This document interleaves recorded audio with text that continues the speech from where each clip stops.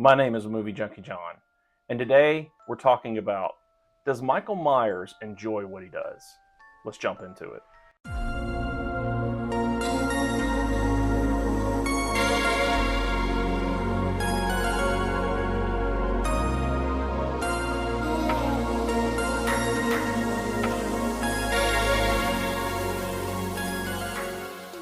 Michael Myers is iconic, and throughout the series, we always see how he kills people, how he does what he does. They even try to dive into who Michael Myers is in the remakes, such as the Rob Zombie films. But recently, I started thinking, does Michael Myers enjoy what he does? Is he cognizant of it? Does he have emotions to it? Does he like what he's doing?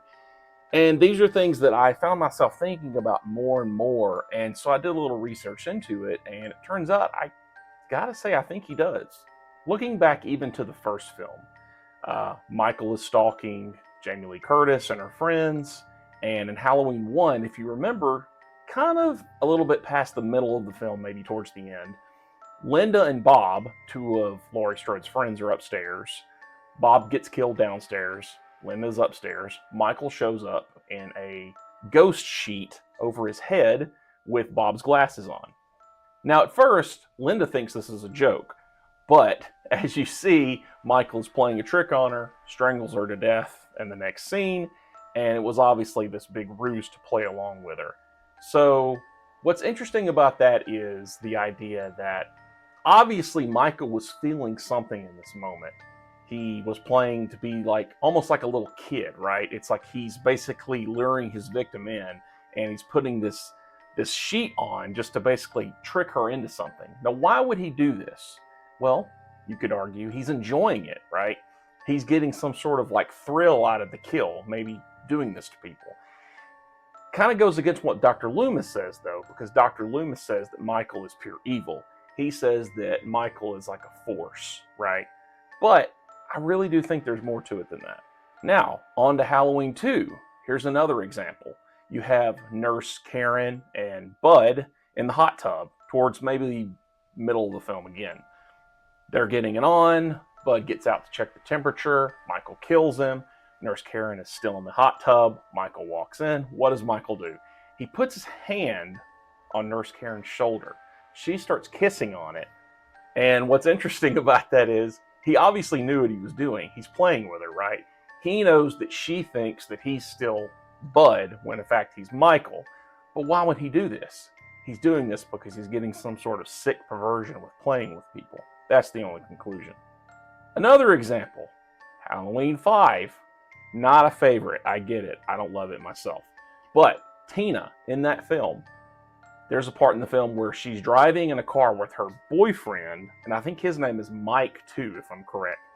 He's wearing a mask, and it's obviously Michael Myers in disguise. So in this one, she's driving around with this guy, and this guy's got the mask on, and it's obviously Michael Myers. She doesn't know it, but why is Michael doing this? He's driving her around knowing he's going to want to kill this girl, but he's like playing with her in this like game where he knows something that she doesn't know.